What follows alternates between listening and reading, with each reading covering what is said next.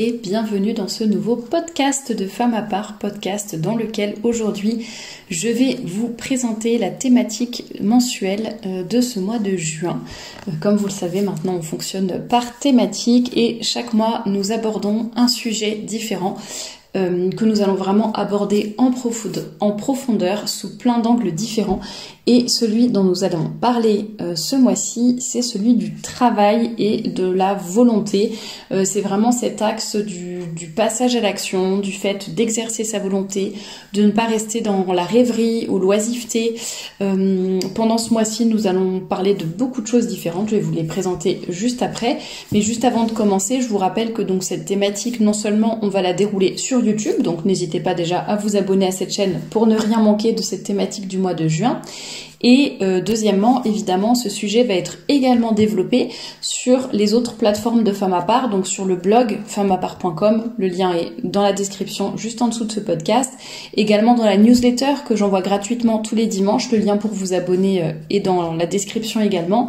Je vous mets également les différents réseaux sociaux de Femme à part, notamment sur Instagram, on va développer tout ça également, mais sous différentes formes. Parfois ce sont des articles, parfois ce sont des citations, des courtes vidéos, des podcasts un peu plus approfondis. Donc n'hésitez pas vraiment à regarder en barre d'infos et à vous inscrire aux différents réseaux sociaux et diverses choses qui sont proposées en barre d'infos. Et puis je vous rappelle évidemment que depuis quelques mois maintenant, vous pouvez écouter ces podcasts sur Spotify. Donc n'hésitez pas à nous rejoindre là-bas si c'est plus facile pour vous. Alors, cette thématique du mois de juin, eh bien, nous allons parler du travail, vous l'aurez compris. Il y aura une chronique d'actualité, mais je pense qu'elle a déjà été publiée, chronique d'actualité sur cette thématique du travail. Il y aura des chroniques de livres sur cette thématique également, un témoignage aussi, un peu plus centré peut-être sur l'entrepreneuriat, je dirais. Il y aura des entrevues pétillantes comme d'habitude, mais bon, qui ne seront pas forcément sur le thème du travail cette fois-ci. Mais on en avait fait déjà précédemment sur des thématiques un peu connexes à ce sujet-là. Donc n'hésitez pas à aller regarder dans la playlist entrevues pétillantes. Vous trouverez sûrement des choses pour compléter cette thématique du mois de juin. Nous allons parler vraiment du travail. Voilà, est-ce qu'on peut être maman et travailler en même temps? Comment être organisé au travail, comment exercer sa volonté, passer à l'action, comment faire pour retrouver sa motivation, retrouver de l'énergie aussi. Enfin voilà, c'est vraiment toutes ces choses-là qui tournent autour du travail et de vraiment dans le sens du passage à l'action. Et d'ailleurs, c'est vraiment plutôt ce dont je vais vous parler aujourd'hui dans ce podcast-là. Donc ce podcast, c'était à la fois pour vous présenter la thématique et en même temps pour vous expliquer, pour vous inciter plutôt à passer à l'action et vous expliquer pourquoi.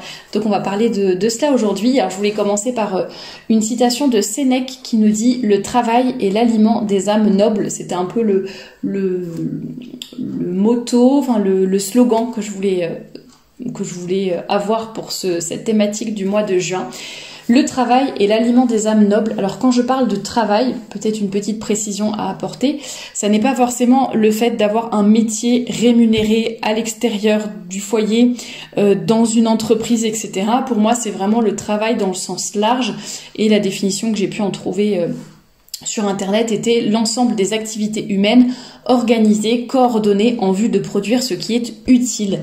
Et deuxième définition, activité productive d'une personne.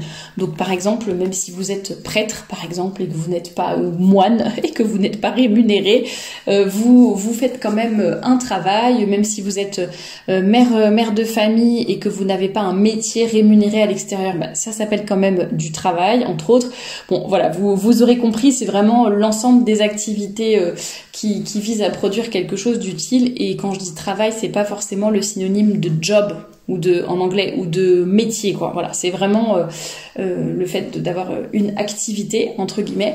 Alors bien sûr, il n'y a pas que le travail dans la vie. Je sais que Le problème quand on parle de quelque chose sur YouTube ou sur les réseaux sociaux, c'est qu'on va toujours avoir des personnes qui vont nous sauter dessus en disant « Oh, mais ceci, cela, il faut compléter, il faut... » Bon, bref. Donc là, en l'occurrence, j'ai choisi cette thématique du travail. Ça ne veut pas dire que la vie spirituelle n'est pas importante. Ça ne veut pas dire que les loisirs sont interdits. Ça ne veut pas dire qu'on n'a pas le droit de se relaxer et d'arrêter de travailler, mais bon, c'est simplement l'un des axes, l'un des piliers de notre vie dont je vais parler pendant ce mois de juin et à propos duquel nous allons échanger. Et d'ailleurs, en parlant d'échanger, si vous avez des questions pratiques ou autres par rapport à cette thématique du mois de juin, sur le travail, la volonté, enfin un peu toutes les thématiques là que je viens de vous citer, eh bien n'hésitez pas à me les poser en commentaire ou par email. Mon email est dans la description, je pense, de la vidéo.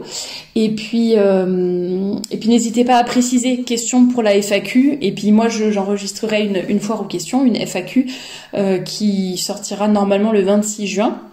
Si j'ai assez de questions de votre part.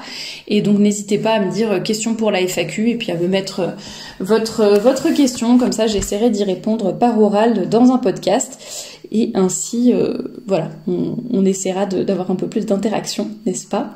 Et puis voilà, le but de ce podcast aujourd'hui, c'était donc de vous parler du passage à l'action, du fait de ne pas rester uniquement dans la rêverie ou dans l'idéal ou ni de tomber dans l'oisiveté d'ailleurs. C'est beau d'avoir de belles idées, mais en fait, si elles se concrétisent pas ou qu'on n'en fait rien, ça ne sert pas à grand chose. C'est déjà bien d'avoir un idéal, d'avoir de bonnes idées, de viser haut, etc. Mais bon, après, si concrètement ça ne change rien dans nos vies et qu'on n'en fait rien, ça va être un petit peu inutile. De même, voilà, être sans cesse dans la critique par exemple, mais sans agir. Bon, est-ce que c'est vraiment utile ? Je ne sais pas. Alors, on constate tous qu'il y a des problèmes dans la société, par exemple, qu'il y a des choses qui ne vont pas bien, etc. Eh bien, posons-nous la question, comment je peux faire pour que... Enfin, il faut que cette situation soit un moteur pour chacun d'entre nous pour faire quelque chose de mieux. Alors, ça peut être juste nous améliorer à notre niveau personnel, on va dire. On voit que, je sais pas, le niveau d'exigence, le niveau d'éducation, j'en sais rien, le fait que, par exemple, tout le monde soit devant les écrans au lieu de prendre un bon bouquin ou quoi que ce soit, bon... Et ben on constate que c'est pas génial pour la société. Ben qu'est-ce qu'on va faire ? On va se dire écoute, moi je vais me forcer et je vais tous les jours lire davantage ou réduire mon temps d'écran ou voilà, en essayant un peu, vous voyez, de prendre le contre-pied de ce que l'on voit, de ce que l'on critique, de ce qui nous semble mauvais dans le monde, plutôt que justement être uniquement dans la critique verbale. Eh bien essayons un petit peu de changer les choses, nous, à notre niveau. Ça peut être un moteur pour nous améliorer, donc un moteur un peu à un niveau personnel, quoi, d'amélioration, de sanctification. Ça peut aussi nous motiver à créer à lancer certains projets, certaines entreprises, des projets bénévoles ou même des choses, on va dire, rémunérées, de vraies entreprises, ou toutes sortes d'autres choses. Je dis n'importe quoi, des cercles de réflexion par exemple, des cercles de lecture, des cycles de conférences, des formations, enfin peu importe, vous voyez, il y a toutes sortes de choses qui peuvent émerger suite à ces constats que l'on fait un petit peu négatifs sur le monde. Donc vous voyez, ça évite d'être dans la critique et la passivité, mais voilà, ça nous fait un moteur pour avancer et pour pallier à ces choses-là. Moi, je sais que c'est notamment comme ça que j'avais créé le blog Femme à part, donc en mai 2016, ça commence à faire un petit bout de temps, et ensuite donc que j'ai créé la boutique de robes et de jupes pour répondre aussi à vos besoins et à vos demandes. Les liens sont dans la description encore une fois, et c'est vrai que c'était parti de là, c'est-à-dire j'avais fait un constat dans les paroisses que je fréquentais, plutôt que d'être dans la critique ou un peu on baisse un peu les bras et on se dit de toute façon fichu pour fichu, on peut plus rien faire, c'est la décadence, ceci cela, et là au moins voilà, on essaye de traduire ça et de le transformer en quelque chose de positif pour améliorer concrètement les choses ou aider les personnes. Enfin voilà, on peut avoir des motivations différentes, mais essayer de relever un petit peu la société par le bien, le beau, le vrai, et on a tous à agir, chacun à notre échelle et chacun avec les talents qu'on a reçus justement. Et donc on n'est pas tous appelés à devenir homme politique pour changer la face de la terre. ou en tout cas dire qu'on a envie de changer la face de la Terre. On n'a pas tous vocation à créer des entreprises, on n'a pas tous vocation, je sais pas, à avoir une famille nombreuse ou je ne sais quoi. Enfin, bref, on est tous différents, mais en tout cas, on a tous reçu des talents. Donc, rappelons-nous la parabole des talents. Il ne faut pas enfouir les talents que nous avons reçus sous la terre, les cacher, les garder là bien au chaud et ne plus y toucher. Non, non, non, il faut être dans l'action. Alors, encore une fois, la thématique du mois de juin, c'est sur le travail. Aujourd'hui, je veux vous parler du passage à l'action. Ça ne veut pas dire qu'on oublie les autres choses, qu'on oublie le spirituel, la prière, mais Sainte Thérèse de Lisieux disait « Il faut toujours prier comme si l'action était inutile et agir comme si la prière était insuffisante ». Donc vous voyez, là c'est vraiment un équilibre entre la prière et l'action, mais bon, en l'occurrence là on parle de l'action aujourd'hui et pas des autres choses, mais vous voyez, c'est vraiment... il faut avoir ce passage à l'action et bouger et faire quelque chose si l'on veut que les choses changent justement, que ce soit pour nous ou pour notre entourage ou pour le monde de façon générale. Alors comment faire pour que nos idées, nos croyances, nos envies, etc. ne restent pas des simples rêves, mais qu'on ait justement ce passage à l'action? Eh bien, tout d'abord, il faut avoir un objectif concret et précis. Si c'est juste « moi, j'ai envie que le monde change »,« moi, j'ai envie que le monde s'améliore », bon, en fait, c'est très bien déjà de vouloir ça, mais vous n'allez pas aller très très loin. Donc, il faut vraiment avoir un objectif concret. Vous voulez que quelle chose précise change. Je sais que quand j'ai lancé le blog, par exemple, moi, je voulais vraiment, mon objectif, c'était que les femmes comprennent et que je les aide à comprendre qu'on pouvait très facilement trouver un équilibre. Un équilibre était possible entre le fait d'être belle et le fait d'être décente. Et que on pouvait tout à fait avoir une élégance modeste, une modestie élégante, que la modestie et la décence, c'était pas synonyme de laideur ou de choses complètement moches, et que le fait d'être jolie et belle n'était pas forcément synonyme d'être vulgaire, provocante, sensuelle, etc. Donc vous voyez, moi c'était un objectif concret, précis, faire comprendre aux femmes qu'on peut être à la fois belle et à la fois décente. Bon, ça c'était au tout début du blog, après les sujets se sont bien multipliés, mais en tout cas c'était ça l'objectif de base. Ensuite, qu'est-ce qu'il vous faut après l'objectif, c'est avoir un plan pour y parvenir. Donc comment je vais faire pour faire comprendre aux femmes cela? Eh bien, je vais créer un blog, je vais écrire des articles, je vais publier des photos, je vais publier des citations, je vais enregistrer des podcasts, je vais faire ceci, cela pour faire comprendre, je vais partir en conférence, etc., etc. Alors bien sûr, les objectifs, le plan s'améliore, se complète au fur et à mesure. On n'a pas forcément déjà toutes les idées dès le départ pour les 10 prochaines années, mais en tout cas, voilà, avoir un plan et puis avoir aussi des moyens pour mesurer notre progression. Ça dépendra vraiment de vos projets et de ce que vous mettez concrètement en place, mais savoir est-ce que ça fonctionne, est-ce que ça ne fonctionne pas, est-ce que je continue sur cette voie, est-ce que je modifie, est-ce que j'améliore, etc., etc.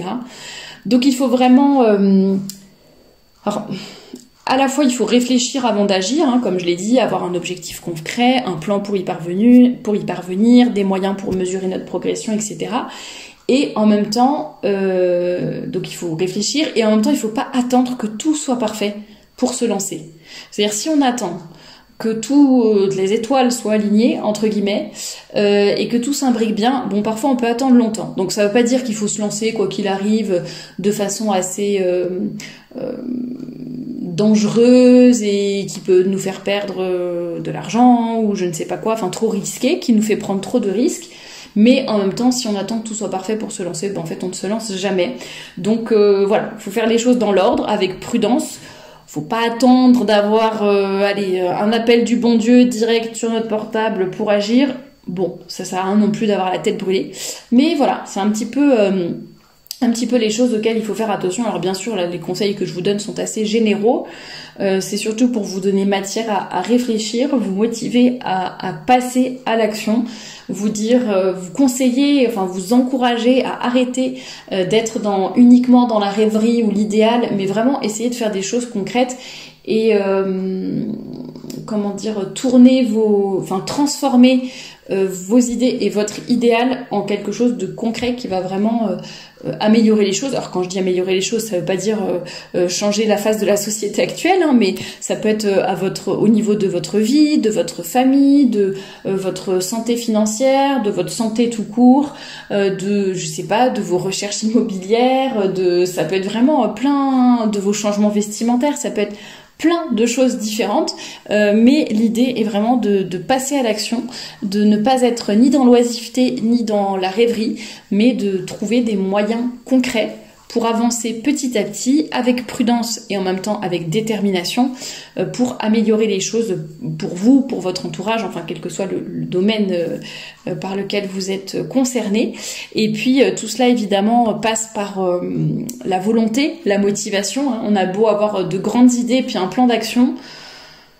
Bon, si on se retrouve devant une page remplie de belles actions à accomplir, mais qu'en fait on n'a pas la motivation et pas l'envie, eh bien on va pas aller très loin. Donc c'est ce dont nous allons parler dans le prochain podcast, donc vendredi prochain, après vous avoir un peu motivé là pour le passage à l'action, et bien justement, vendredi prochain, on parlera du fait d'exercer sa volonté et de retrouver la motivation si jamais on l'a perdue. Et j'espère que ça vous intéressera. Ensuite, on parlera plus de l'organisation et encore d'autres choses. Donc n'hésitez pas à vous abonner, encore une fois, à la chaîne pour ne rien manquer. Et je vous dis à très bientôt pour un nouveau podcast.